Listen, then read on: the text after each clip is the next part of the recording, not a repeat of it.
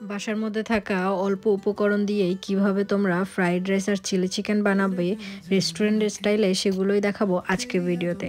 আজকের রেসিপিটা আমার জামাইয়ের আবদারে, সো চলো শুরু করি। সবাইকে, এখন বাজে রাত 10টা কি 10:30 এরকম। তো এখন আমি রান্না করতে আসছি। আজকে আমি আমার জামাইকে জিজ্ঞেস করছিলাম যে কালকে তো তোমার মানে বন্ধ, তুমি কি খেতে চাও? তো আমাকে বললো যে ফ্রাইড রাইস খেতে চায়। তো আমি চিন্তা করলাম ওকে বানাই। সো বাসায় গিয়ে ক্যাপসিকাম ছিল না, তো আমার ভাইকে দিয়ে আনাইছি। তো এটা বিভিন্ন কালার হলে ভালো হয়, তো একটা কালার আনছে। যাই হোক, কালার দিয়ে আর কি আসে যায়, খাবার হইলেই হয়েছে। তো এখন গিয়ে সেগুলো বানাবো। আর কালকে যেহেতু বন্ধ, 2 দিন যে বন্ধ থাকে, এর আগের দিন আমি সব কিছু বানায়া তারপরে বাসাটা গুছিয়ে রাখার চেষ্টা করি। কারণ ওই 2 দিন হয় আমরা ঘুরতে যাই, না হলে মুভি দেখি, মানে কোনো না কোনো একটা কিছু করি। সো চলো আজকে রান্নাবান্না করি, তারপরে যদি কালকে ঘুরতে যাই সেগুলো তোমাদের সাথে শেয়ার করবো। ফার্স্টে আমি এখানে চিকেনটাকে কেটে নিব। আমি এখানে বনলেস চিকেন নিছি, আর সেগুলোকে আমি সাইজ করে কেটে নিচ্ছিলাম। চিকেন কাটতে কাটতে বলি, যারা আমার চ্যানেলটা এখনও সাবস্ক্রাইব করনি, প্লিজ আমার চ্যানেলটাকে সাবস্ক্রাইব করে দিবা। আর ভিডিওগুলো ভালো লাগলে অবশ্যই একটা লাইক করে দিবা ভিডিওতে। চিকেন কাটা হয়ে গেলে এরপরে আমি পেঁয়াজগুলোকে কিউব করে কেটে নিলাম, ক্যাপসিকামগুলোকে কিউব করে কেটে নিলাম। সো চলো ফার্স্টে আমরা চিলি চিকেন বানাই। আর চিলি চিকেন তোমরা অনেকেই হয়তো বানাইতে পারো, বা অনেকেই হয়তো বানাইতে পারো না, বা এক একজনে এক এক রকমের করে বানাও। সো আমি যেভাবে বানাই সেভাবে আমি তোমাদের সাথে শেয়ার করি। তো ফার্স্টে আমি চিকেনগুলোকে ম্যারিনেট করে নিব। সো কাটার পরে আমি ভালোভাবে এটাকে ধুয়ে নিছি। এরপরে এর মধ্যে আমি প্রথমে লবণটাকে অ্যাড করব, এরপরে মরিচের গুঁড়ো দিব। এরপরে আমি এখানে লেবুর রস অ্যাড করব। অবশ্যই তোমরা লেবুর রসটা অ্যাড করবা, কারণ এর মধ্যে যেহেতু ডিম ব্যবহার করব, সো যার কারণে ডিমের গন্ধটা আসবে না লেবুর রসটা ইউজ করলে। এরপর এখানে আমি সস অ্যাড করে দিব, সয়া সস দিয়ে দিব। তোমরা চাইলে এটা লাইট সয়া সস বা ডার্কটা দিতে পারো, আমি লাইটটা দিচ্ছি। এরপরে একটু গোলমরিচ অ্যাড করে দিলাম আমি অল্প করে। এরপরে জিরার গুঁড়ো দিব। আমি ধনিয়ার গুঁড়ো খাই না, যার কারণে আমি ধনিয়ার গুঁড়ো দেই নাই। তোমরা চাইলে অবশ্যই ধনিয়ার গুঁড়ো এখানে অ্যাড করতে পারো। এবারে সবগুলোকে খুব ভালোভাবে মিক্স করে নিতে হবে। মিক্স করার পরে তোমরা এটাকে 10 থেকে 15 মিনিট রেস্টে রেখে দিতে পারো, হাতে কম সময় থাকলে। আর যদি বেশি থাকে তাহলে 30 মিনিটের মতো রেখে দিবা। আমি ফ্রিজে রেখে দিয়েছিলাম এবং ফ্রিজ থেকে বের করে এখন আমি এর মধ্যে ডিম অ্যাড করে দিব। ডিমটা দেওয়ার পরে ডিমটা ভালোভাবে মিক্স করে নিব। তারপরে আমি এর মধ্যে দিয়ে দিব কর্নফ্লাওয়ার, অ্যান্ড কর্নফ্লাওয়ারটাকেও আমি এটার সাথে ভালো করে মিক্স করে নিব। কর্নফ্লাওয়ার মিক্স করতে করতে আমি চুলায় তেল বসাই দিয়েছি। তেলটা একটু ভালো করে যাতে গরম হয়, কারণ ভালো করে গরম না হলে চিকেন থেকে পানি বের হয়ে যাবে যখন আমি চুলার মধ্যে চিকেনগুলো দিব। তো আমি এখানে একটা একটা করে ছেড়ে দিলাম।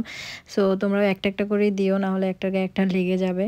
সো এভাবে করে উল্টায় পাল্টায় খুব ভালোভাবে ভাজতে হবে, একটু টাইম দিতে হবে। এক ব্যাচ ভাজতে 4-5 মিনিটের মতো সময় লাগবে। সো টাইম দিয়ে ভাজবা। 2 সাইড যখন লাল লাল হয়ে যাবে তখন এটাকে তুলে নিবা। আমার কাছে সব থেকে হার্ড পার্ট লাগে এটা, মনে হয় যে মানে অনেক টাইম লাগে, অনেক ধৈর্য লাগে আর কি। এই 4-5 মিনিট ধৈর্য আমার নাই। যাই হোক, তো আমার সবগুলো আমি ভেজে নিলাম। এরপরেতে ওই তেলের মধ্যে আমি এখানে রসুন কুচি দিয়ে দিলাম, পেঁয়াজ কুচি দিয়ে দিলাম, পেঁয়াজ যে কিউব করে রাখলাম সেটা, ক্যাপসিকাম যেটা কিউব করে রাখলাম ওইটা।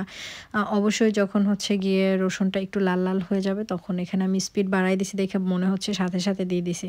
তো তারপরে আমি একটু লবণ অ্যাড করে দিলাম, গোলমরিচ অ্যাড করে দিলাম। এরপর আমি সস দিয়ে দেবো। এখানে আমি টমেটো কেচাপ দিলাম, চিলি সস দিলাম, তারপরে সয়া সস দিলাম। আর আমার কাছে ফিশ সস ছিল না বাসায়, যার কারণে আমি দিতে পারি নাই। তোমরা অবশ্যই এখানে ফিশ সস অ্যাড করবা, তাহলে রেস্টুরেন্টের মতো স্মেলটা আসবে। এরপর এটাকে আমি কিছুক্ষণ রান্না করব। অবশ্যই এটাকে আমি ঢাকনা দিব না, কারণ ঢাকনা দিলে সবজিটা বেশি সিদ্ধ হয়ে যাবে, কারণ চিকেনটা তো অলরেডি ভাজা। সো সবজিটা যদি আমি ভালোভাবে সিদ্ধ করে ফেলি তাহলে গিয়ে ভালো লাগবে না, মানে দেখতেও কালারটাও ভালো লাগবে না, খেতেও মজা লাগবে না। তো কচকচা ভাবটা থাকতে হবে। এরপর আমি একটু কর্নফ্লাওয়ার বানাই নিলাম।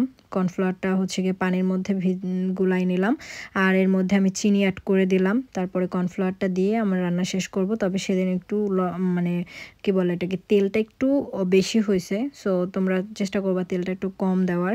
আমার এখানে একটু তেলটা বেশি লাগতেছে, কারণ ওই যে যখন ভাজছিলাম সেই পুরো তেলটাই দিয়ে আমি রান্না করছি, যার কারণে তেলটা একটু বেশি হয়ে গেছে। বাট টেস্টটাই কিন্তু একটু ডিফারেন্স আসে নাই। সো তোমরা অবশ্যই ট্রাই করে দেখতে পারো, টেস্ট কিন্তু অনেক ভালোই ছিল।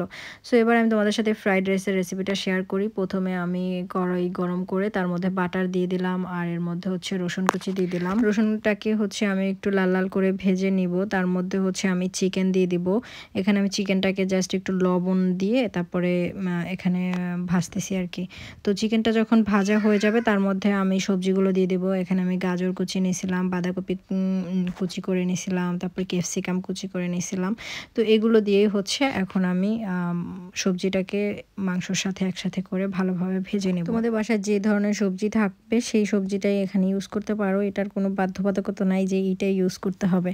তো এখানে এরপরে আমি আবার একটু সয়া সস অ্যাড করে দিলাম। অবশ্যই এখানেও তোমরা ফিশ সস অ্যাড করবা, বাট আমার কাছে ছিল না তাই আমি দিতে পারি নাই। ফিশ সসটা যে কতটা মানে এইসব রান্নায় যে কতটা মানে ভালো কাজ করে সেটা একবার ইউজ করলেই বুঝতে পারবা। তারপরে হচ্ছে আমি আবার একটু বাটার দিয়ে দিলাম, আর তার মধ্যে হচ্ছে 3টা ডিম দিছি আমি টোটাল। এর মধ্যেও আমি একটু গোলমরিচ আর একটু লবণ দিয়ে ডিমটাকে স্ক্রাম্বল করে নিব। এখানেও চাইলে তোমরা ডিম তোমাদের ইচ্ছা মতো দিতে পারো, বেশি খেলে বেশি দিবা, কম খেলে কম দিবা। আবার চিকেনটাও তোমরা চাইলে অ্যাভয়েড করতে পারো, ধরো চিকেন দিলা না, শুধু সবজি দিয়ে ফ্রাইড রাইসটা রান্না করলা। সো এগুলো একদম নিজের উপরে কীভাবে রান্না করবা কীভাবে করবা না। জানো মজার ব্যাপার কি, আমি কিন্তু এইসব রান্না কারোর থেকে শিখে নাই, নিজে নিজে করতে করতে কেমন যেন পেরে গেছি। সবাই তো বলে আমার রান্না নাকি অনেক মজা হয়, এখনও সবাই বলে যে কতদিন তোমার রান্না খাই না। আমার শ্বশুরবাড়ির মানুষ, তারপরে আমার বাবার বাড়ির মানুষ, আমার আব্বু তো খুবই ফ্যান আমার রান্নার, আমার জামাই, আমার ভাই, সবাই মানে সবাই খুব পছন্দ করে আমার রান্না। সো তোমরা একবার হলেও ট্রাই করে দেখতে পারো। আশা করছি তোমরা নিরাশ হবে না। আমাকে সবাই যেভাবে ভালো বলে অবশ্যই তোমাদেরকেও সবাই এভাবে ভালো বলবে যদি আমার রেসিপিতে তোমরা রান্না করো। সো এই ছিল আজকের ভিডিও। তোমাদের কেমন লাগলো ভিডিওটা অবশ্যই জানিও। ভালো থেকো তোমরা সবাই, দেখা হচ্ছে তোমাদের সাথে নেক্সট ভিডিওতে। অবশ্যই চ্যানেলটাকে সাবস্ক্রাইব করে দিও, লাইক করে দিও ভিডিওতে। আল্লাহ হাফেজ।